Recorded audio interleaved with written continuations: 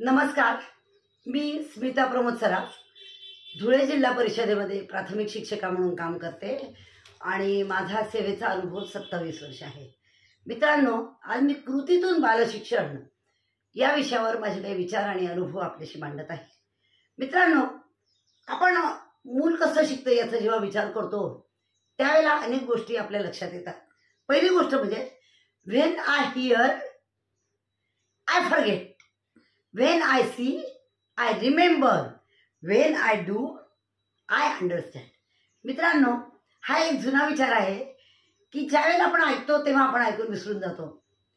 ज्यावेळेला आपण काही थोडंसं बघतो एखादी गोष्ट तर ती आपल्याला थोडीशी स्मरणात राहते, त्यातल्या काही गोष्टी आपल्याला कळतात।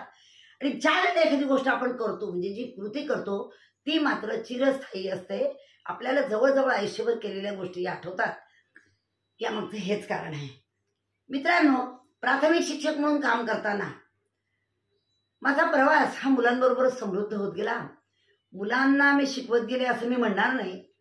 मुलांना शिकण्यासाठी मी मदत केली, त्यांना मार्गदर्शन केलं आणि त्यांना शिकवता शिकवता कसं शिकवावं हे मी पण शिकत गेले आणि माझ्या दरवर्षीच्या अनुभवानुसार मग मी प्रगल्भ सुद्धा होते गेले।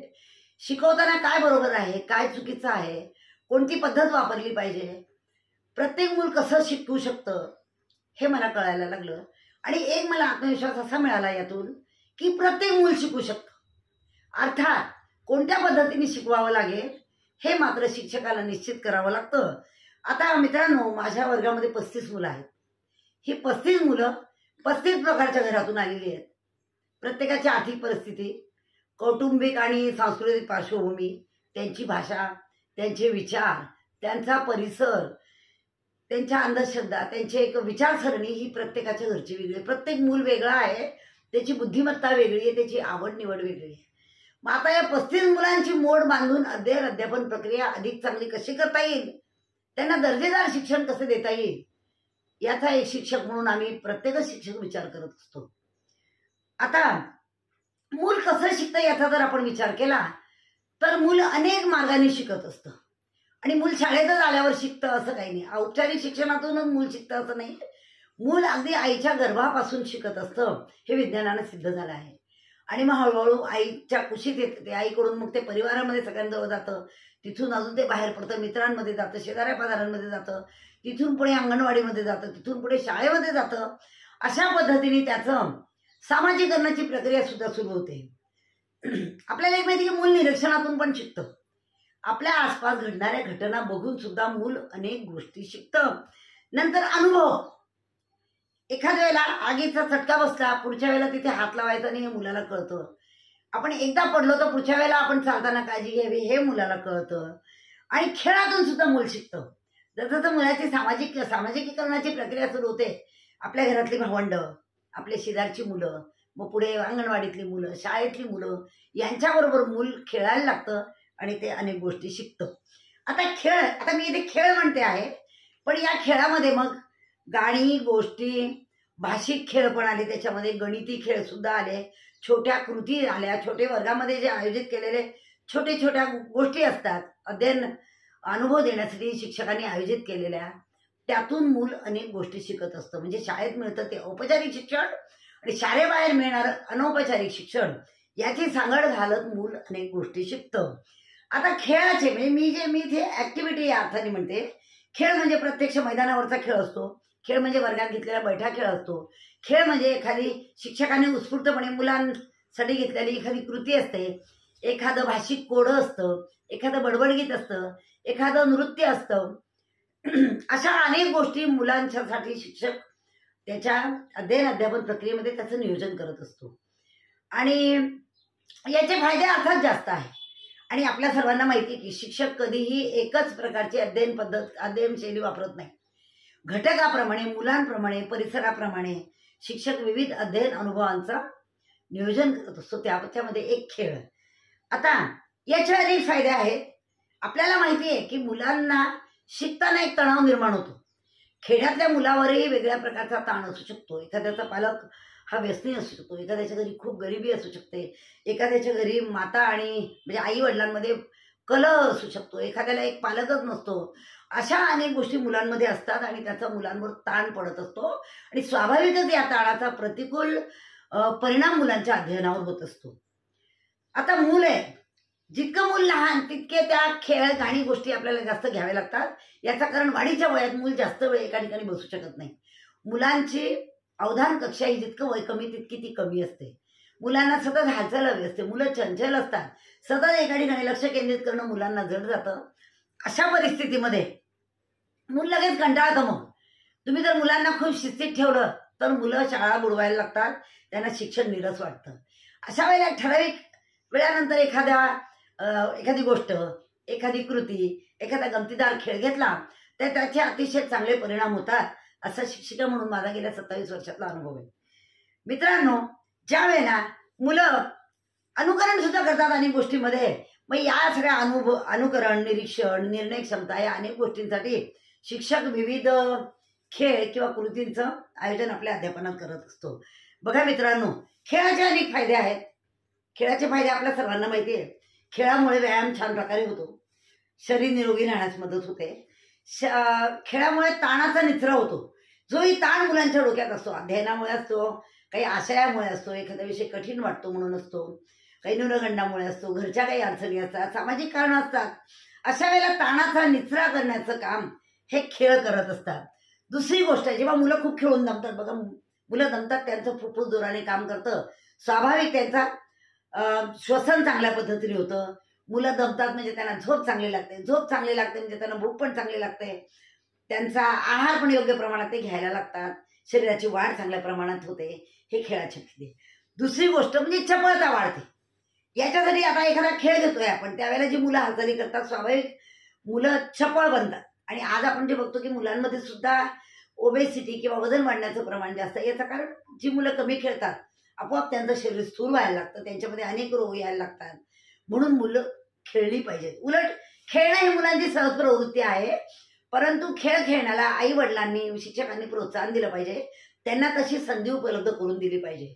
आपण बघतो की मुलं आता विकेंद्रित कुटुंब पद्धती, विभक्त कुटुंब पद्धती आहे, बऱ्याच ठिकाणी एकच जण आहे, त्यांना शेअर करण्यासाठी शेअरिंग आणि केअरिंग मुलांना माहिती नाही. याचं कारण सिंगल मुलं आहेत. अशा वेळेला पालकांचं आणि शिक्षकांचं कर्तव्य आहे की त्यांनी मुलांना खेळण्यासाठी जोडीदार उपलब्ध करून देणं, शेजाऱ्यांची मैत्री करण्याला प्रोत्साहन देणं, मुलांना खेळण्यासाठी वेळ उपलब्ध करून देणं ही खूप महत्वाची गोष्ट आहे. आता काही लोक म्हणतील की खेळासाठी खूप महागडं साहित्य मुळीच गरज नाही. उपलब्ध साहित्यातून सुद्धा मूल खेळत असतं, कारण खेळणं ही मुलांची सहज प्रवृत्ती आहे. आणि खेळामध्ये मुलं जेव्हा भान हरपून खेळतात, हे दृश्य आता थोडंसं दुर्मिळ व्हायला लागलं काळाच्या ओघामध्ये. पण आमचं बालपण मी जेव्हा आठवते तेव्हा माझ्या लक्षात येते की आम्ही तासनतास तहानभूक विसरून खेळत होतो. हे दृश्य थोडंसं आता कमी दिसतं. याचं कारण आई वडिलांचा पण मुलांकडे बघण्याचा दृष्टिकोन असा आहे, खेळात वेळ वाया घालवू नका. मग आपोआप खेळात वेळ वाया म्हणजे एक नकारात्मकता पालकांच्या मनात आहे की मुलांना खेळायला कशाला पाठवायचं, त्याच्याऐवजी बसून टीव्ही बघ, घरीच बसतो, घरीच मोबाईल बघ. याच्यामुळे काय होते, मुलं एकल कोंडी होत आहेत. म्हणजे मी तुम्हाला सांगते, मुलांकडे हजारो रुपयांचं साहित्य आहे, पण मुलांना खेळायला जोडीदारच नाही, ही परिस्थिती आहे. आणि म्हणून असं होऊ नये असं मला वाटतं. खेळामुळे मानसिक ताण कमी होतोय आपण बघितलं, आणि सर्जनशीलता वाढते. मूल खेळताना वेगवेगळ्या कल्पना करत असतं आणि आपोआप त्या कल्पनेतून त्याच्या नवीन कल्पना विचार करण्याची क्षमता वाढते, सर्जनशीलता वाढते. म्हणजे आपोआप मुलांची नवनिर्मितीकडे वाटचाल सुरू होते आणि कौशल्य विकसित होतात. जे मूल खेळतं ते अनेक बाबतीत सरस असतं. खेळणाऱ्या मुलांमध्ये आत्मविश्वास पण निर्माण होतो आणि हे सगळे खेळाचे फायदे आहे. म्हणून जो खरा शिक्षक आहे तो खेळामध्ये म्हणजे अध्यापनामध्ये या गोष्टींचा अंतर्भाव हमखास करतो. आता मी तुम्हाला गंमत सांगते की अनेक वर्षांनंतर माझ्याकडे पहिलीचा वर्ग आला. आता पहिलीचा वर्ग अनेक वर्षानंतर आला म्हणजे जवळजवळ माझ्या नातवंडाचे मी 53-54 वयाचे असेल आणि समोरची मुलं एक 6 वर्षाची, म्हणजे जवळ 48 ते 50 वर्षाचं अंतर त्या मुलांमध्ये माझ्यामध्ये होतं. आता या मुलांना कसं शिकवायचं म्हणजे कॉम्प्युटर युगातल्या, मोबाईल रोज हाताळणाऱ्या, टीव्ही बघणाऱ्या मुलांना शिक्षणाची गोडी लावणं, त्यांना शाळेत येण्यास रस निर्माण करणं, शिक्षणाची गोडी, त्यांची उपस्थिती वाढवणं, त्यांना शिकवणं, त्यांना टिकवणं आणि त्यांना दर्जेदार अध्यापन करणं, एक चांगला विद्यार्थी घडवणं ही अनेक अर्थाने खूप अवघड प्रक्रिया आहे. विशेषतः माझ्याकडे जो वर्ग येतो, जो ज्या पालकांची मुलं येतात त्या मुलांसाठी मला माझ्याकडे एक शेर आहे. इंदोरचे एक तरुण शायर आहेत रिझवान अली यांचा एक शेर मी आपल्यापुढे सादर करते. ये कुछ टूटे दिए है पास मेरे, ये कुछ टूटे हुए दिए पास है मेरे, इन्हें सूरज बनाना चाहता हूँ. आता आपण लक्षात आलं असेल की मी जिल्हा परिषदेच्या शाळेत काम करते. म्हणजे माझ्याकडे येणारा विद्यार्थी हा बराचसा गरीब घरचा, मजुरी करणाऱ्या, कमी शिकलेल्या किंवा ज्यांची अजून ही पहिलीच पिढी शाळेत येते आहे शिकण्यासाठी असे, किंवा काही वाडी वस्तीवर राहणारे माझे ठेलारी बांधव जे अतिशय प्रतिकूल परिस्थितीमध्ये तिथे जीवन जगत असतात त्यांची मुलं, काही आदिवासी कुटुंब यांची मुलं माझ्याकडे येतात. स्वाभाविक यांना शिकवण्याचा एकमेव स्रोत म्हणजे मी आहे, कारण त्यांना दुसरा कोणताही मार्ग नाही आहे. जी मुलं माझ्यावर पूर्णपणे अवलंबून आहेत तिथे माझ्यासारख्या शिक्षकाची जबाबदारी आणखीन वाढते की या मुलांना वाचन, लेखन आणि त्या पलीकडच्या अनेक गोष्टी शिकणं, मूल्यसंस्कार करणं, जीवन कौशल्य रुजवणं ह्या अतिशय आव्हानात्मक आणि चिकाटीच्या गोष्टी आहेत. मित्रांनो, मग यासाठी काय करता येईल? मी माझ्या सहकारी बांधवांची चर्चा केली, मी काही पुस्तकं वाचली, मी अनेक गोष्टी त्याच्यासाठी पुन्हा तयारी सुरू केली. त्यामध्ये अजून हे नवीन शैक्षणिक धोरण, FLN, नंतर निपुण भारत आणि नंतर निपुण महाराष्ट्र, अशा अनेक गोष्टी आपल्याकडे आल्या. त्यामध्ये एकच होतं की प्रत्येक मूल शिकतं, त्याला आपल्याला दर्जेदार शिक्षण द्यायचं आहे. हे सगळं करणं त्या परिस्थितीमध्ये मला किंवा माझ्यासारख्या प्रत्येक शिक्षकाला हे खूप आव्हानात्मक असतं. शहरी शिक्षक असो किंवा ग्रामीण भागातला शिक्षक असो, आव्हानं वेगळी आहेत, परंतु आव्हानं नाहीत असं कुठेच नाही आहे. आणि सच्चा शिक्षक त्यात प्रयत्न करत राहतो. मित्रांनो, मग त्यावेळेला मी काय केलं, मी ठरवलं की आपण मुलांना रोज एक खेळ द्यायचा. साधारण आपण असं म्हणू की 220 किंवा 250 दिवस शाळा चालते असं आपण गृहीत धरू. मग या मुलांचा जर रोज आपण एक नवीन खेळ घेतला तर स्वाभाविक मुलं फ्रेश राहतील, मुलं तणाव रहित राहतील, मुलं नवीन शिकतील, रोज शाळेत येतील. आणि एका शिक्षकाला काय हवं असतं, रोज आली म्हणजे ती शिकतील, मग पुढच्या गोष्टी आहेत त्या सगळ्या. तर सुरुवात कुठून करायची? मी मुलांना शाळेच्या पहिल्या दुसऱ्या दिवशी सांगितलं की आपण रोज एक खेळ घेणार आहोत. मुलांना आनंद झाला, कारण काही मुलं बघा, ज्या वेळेला मूल 6 ते 8 तास आपलं घर सोडून येतं, मग त्याच्या आजीचा पदर असेल, आईची सुरक्षित कूस सोडून येत असेल, त्याचे शेजारचे मित्र, त्याचं घर, हे सगळं सुरक्षित त्याच्या दृष्टीने उबदार असं वातावरण सोडून ते मूल शाळेत येतं. त्यावेळेला घरात इतकी सुरक्षितता, प्रेम, आपुलकी, तेवढं स्वातंत्र्य मुलाला शाळेत मिळणं हे आवश्यक आहे नक्की. मग काही म्हणूनच काही मुलं ही शाळेत लवकर रुळतात, पण काही मुलांना वेळ लागतो. मग अशा वेळेला शिक्षक म्हणून आपली जबाबदारी वाढते. मग मी ठरवलं की आपण यावर्षी सातत्याने एक गोष्ट घ्यायची, ती म्हणजे खेळ. मुलांना सांगितलं आपण रोज एक खेळ घ्यायचा आहे आणि एकही खेळ रिपीट करायचा नाही. मग जे काही मी परंपरेने खेळ खेळत होते, काही माझे विद्यार्थी रोज खेळत होते, रोज एक खेळ घ्यायचा. साध्या सोप्या कृती मुलांच्या रोजच घ्यायच्या. नुसतं वर्गात बेंचवर बसली मुलं लिहितायत आणि वाचतायत, हे पहिलीच्या वर्गाला तर मुळीच अपेक्षित नाही. वरच्याही वर्गांना नाही आहे, पण पहिलीच्या वर्गाला तुम्ही नुसतं बसवून ठेवणं योग्य नाही आहे. त्यांना त्या पलीकडे आनंद पण आपल्याला द्यायचा आहे. मग मी काय केलं, खेळांचा शोध सुरू केला. मग जे मी बालपणी शिकले, काही मुलं आता खेळतात, रोज एक, मात्र एक होती की एकही खेळ रिपीट करायचा नाहीये. मग काही खेळ सुरुवात झाली, मुलांना उत्सुकता वाटायला लागली, मॅडम उद्या कोणता खेळ, मॅडम आपण हा खेळ घ्यायचा का? असं करत करत बरेच दिवस बरेच खेळ चालले. पण एक क्षण असा आला की सगळे खेळ संपले, मुलांना माहीत असलेले, मला माहीत असले. मग स्वाभाविक मी आपल्या समाज माध्यमांचा उपयोग करत होतेच, त्यातले काही खेळ घ्यायला सुरुवात केली. आणि तुम्हाला गंमत सांगते, त्याचा फायदा असा झाला की त्याचे मी व्हिडिओ बनवायचे, त्याचे मी फोटो काढायचे मुलांचे, आणि त्या ॲक्टिव्हिटीज मी टाकत असे, काही स्टेटसला ठेवत होते, काही समाज माध्यमांवर टाकत होते. आणि मूल सगळ्या बाबतीत कसंच, म्हणजे आपण ज्याला आता या FLNच्या आणि नवीन शैक्षणिक धोरणामध्ये आपण ज्याला 360 अंशातून विकास म्हणतोय, तो कसा होईल, त्याला मला खेळाच्या बाबतीत मला अत्यंत हुरूप आला पहिल्या दिवसापासूनच. आता सुरुवात मी अगदी सोप्या खेळांनी केली की रुमाल बांधायचा आहे, स्पर्शाने मुलांनी एकमेकांना ओळखायचं आहे. आता याचा फायदा असा झाला की मुलं तर्क करायला लागली की एका मुलाची शेंडी, हा मुलगा कोण असणार आहे, या मुलीच्या 2 वेण्या, ही मुलगी कोण असणार आहे. असं स्पर्शाने मुलं ओळखायला लागली, मुलांना खूप गंमत वाटायला लागली, मुलं तर्कही करायला लागली. असा त्याचा एक फायदा झाला आणि मुलांना गंमत येते. आता सगळ्या खेळाला काही वेगळीच कारणं असतील असं नाही. काही खेळ हे केवळ मनोरंजनासाठी सुद्धा घेतले पाहिजे, जेणेकरून मुलं हसली पाहिजे, मुलांनी टाळे वाजवल्या पाहिजे, मुलं खिदळली पाहिजेत. आणि मित्रांनो, जगातलं सर्वात सुंदर दृश्यपैकी एक दृश्य जर म्हणाल तर हसणारं खेळणारं मूल हा अनुभव मी रोज घेते आहे. आता दुसरा एक खेळ आहे. आता मी सगळ्या खेळांची यादी तुम्हाला देणार नाही, परंतु एक जुजबी काही तुम्हाला खेळ उदाहरणादाखल मी सांगते. आता शिवाजी म्हणतो पळापळा हा खेळ आपण लहानपणापासून खेळतोय. हा खेळ मी एका दिवशी घेतला. मुलांना थोडंसं संख्याज्ञान झालेलं होतं. मुलं बरोबर 4 शिवाजी म्हणतो 4 म्हणले की 4 मुलं एकत्र उभायचे, एखादा जास्तीचा झाला त्याला काढायचे. या पद्धतीने मुलांना संख्याज्ञान व्हायला लागलं. पुढे मी त्याच्यासाठी काही अंक कार्ड पण वापरले. आता हाच खेळ एक दिवस साधा खेळलो, एक दिवस अंक कार्ड वापरून खेळलो. तिसऱ्या दिवशी हा खेळ कसा इम्प्रोव्हाइज करायचा मला एक कल्पना आली. मोठ्या वर्गात आम्ही घेत होते.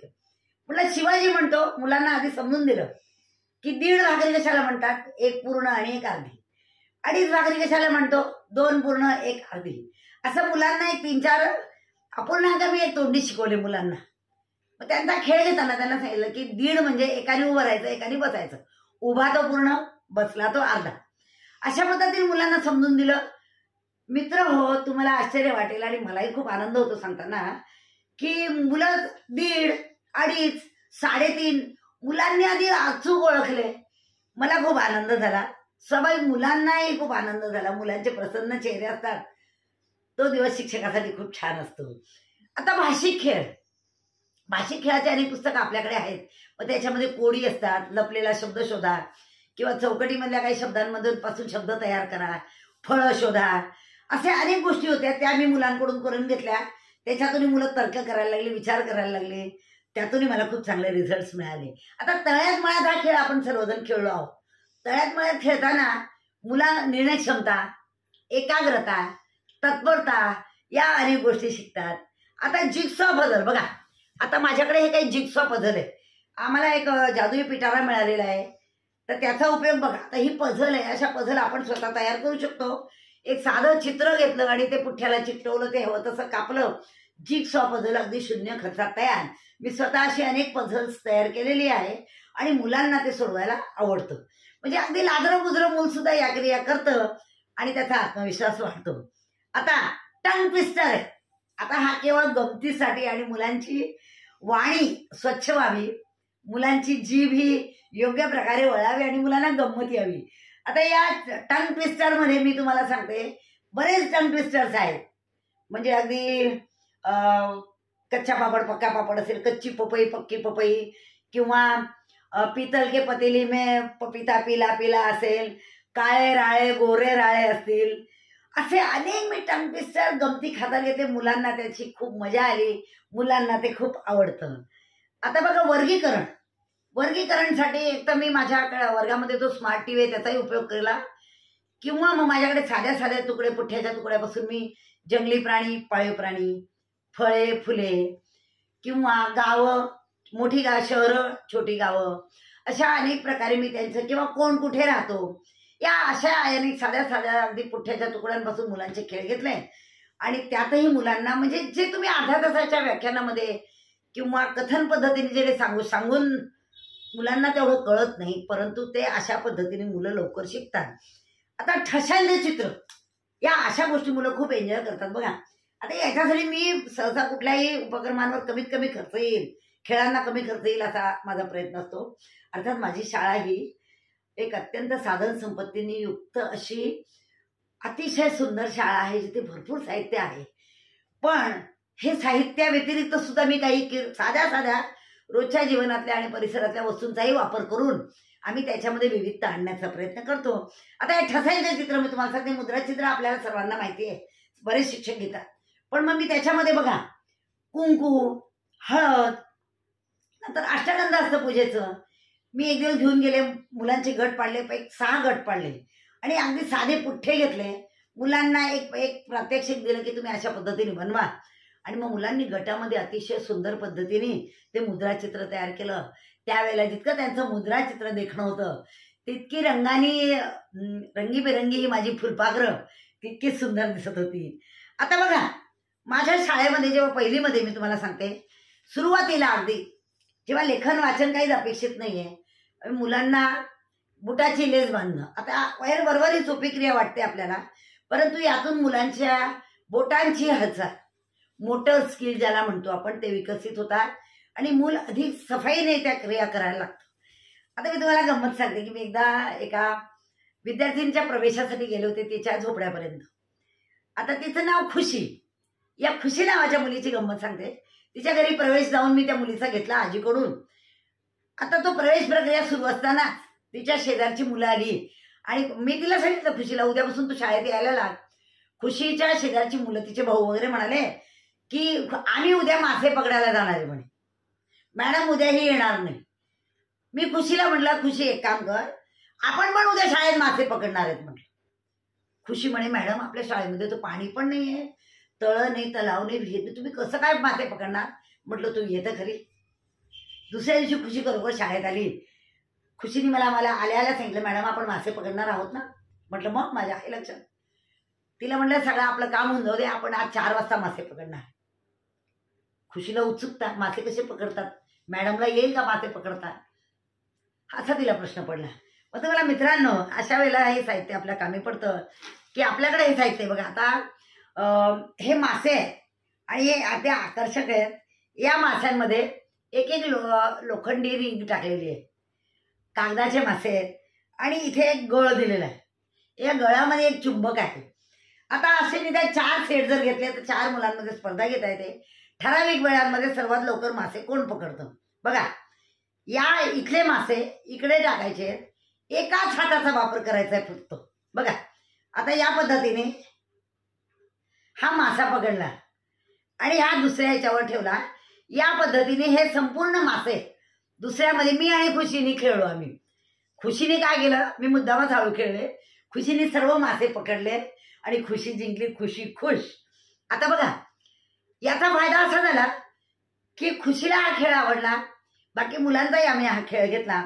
आता बरोबर हा खेळ सोपा वाटतोय मित्रांनो. आपण बघता, जे शिक्षक आहे त्यांना माहिती आहे, परंतु जे शिक्षक नाही त्यांच्यासाठी सांगते की हा गळ हे लवचिक आहे, हा हलतोय दोरा, याच्यात हा चुंबक आहे आणि हा मासा आहे. आता बघा मित्र हो, हे हलणारं असल्यामुळे हे इथे नेणं आणि अचूक, याला अचूकता खूप महत्वाची आहे आणि हा मासा पकडायचा आहे. आता बघा मित्रांनो, हा खेळ बरोबर सोपा वाटत असेल तरी सुद्धा नवीन म्हणजे 6 वर्षाच्या मुलांसाठी ती सुरुवात आहे मोटर स्किल्स त्यांचे विकसित करण्याची. याचा फायदा असा होतो की मुलांमध्ये हस्तनेत्र समन्वय निर्माण होतो, मजा येते ती वेगळी, स्पर्धा निर्माण होते मुलांमध्ये, मुलं आनंदित होतात आणि आपला हेतू तोच आहे ना.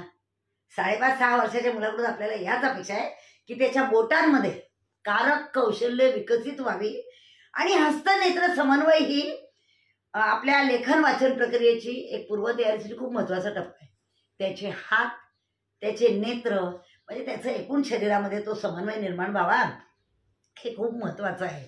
आता बघा मित्रांनो, खेळामुळे मित्रता निर्माण होते, मुलं एकमेकांचे मित्र होतात. आता मी कायमच गट करते, मुलांचे गटामध्ये खेळ करते, गटाचं नेतृत्व बदलत राहते, गटातली मुलं बदलतात, स्वाभाविक तेवढ्यापुरती त्यांच्या स्पर्धा निर्माण होते आणि मुलं एकमेकांना मदत करतात, त्यांच्या संघभावना निर्माण होते, नेतृत्व पण करायला लागतात.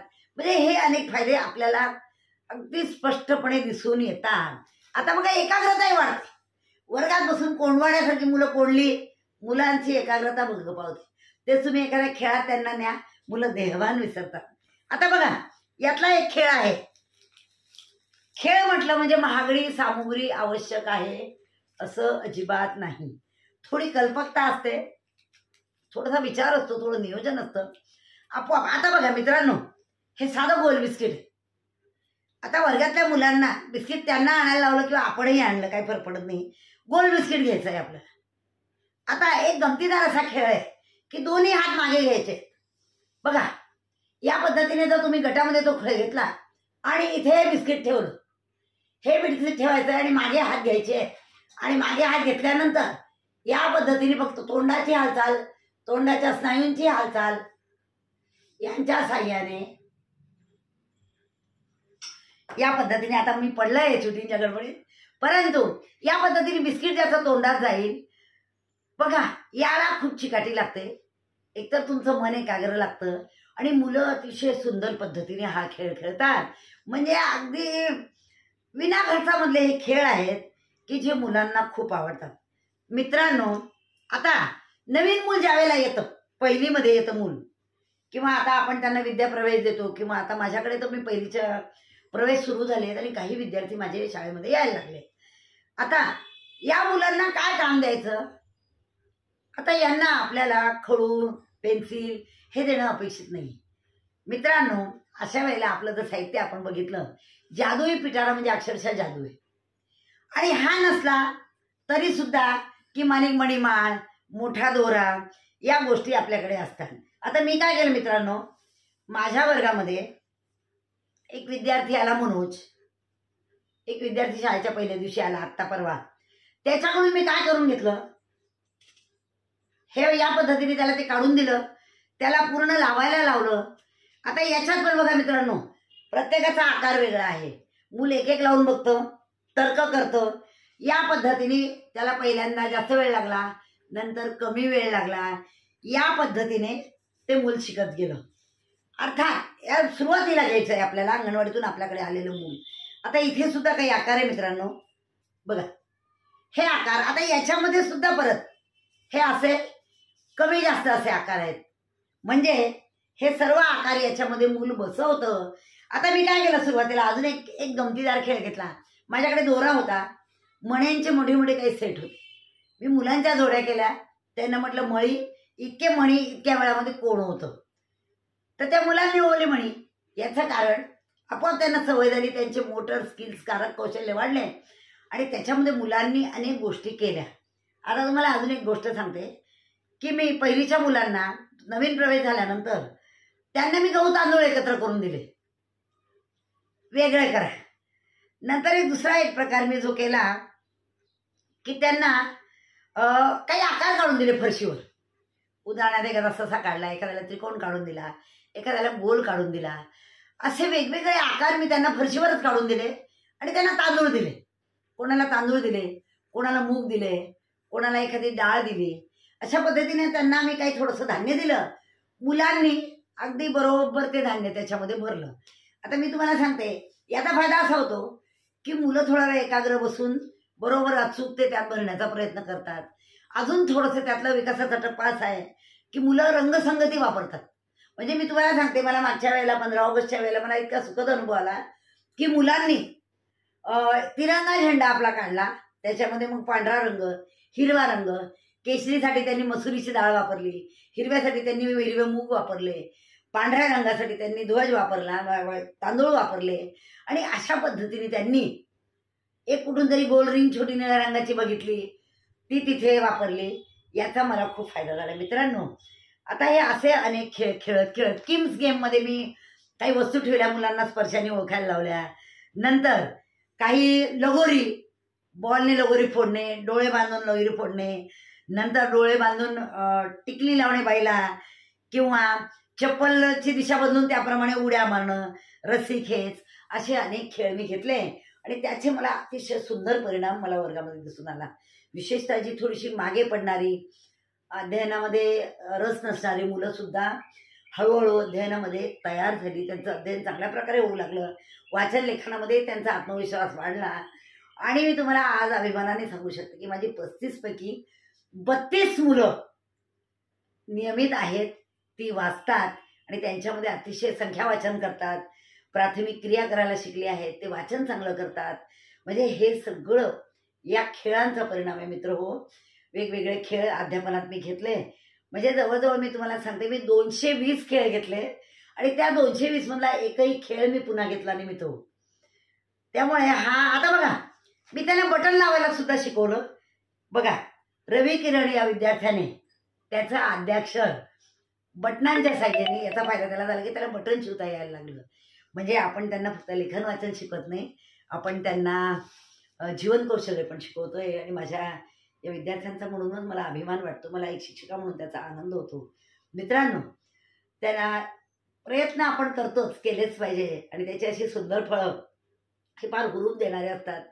एक मूल घडण्यासाठी आपण काहीतरी करू शकलो, त्याला दिशा देऊ शकलो, याचा शिक्षक म्हणून आनंद मोठा आहे.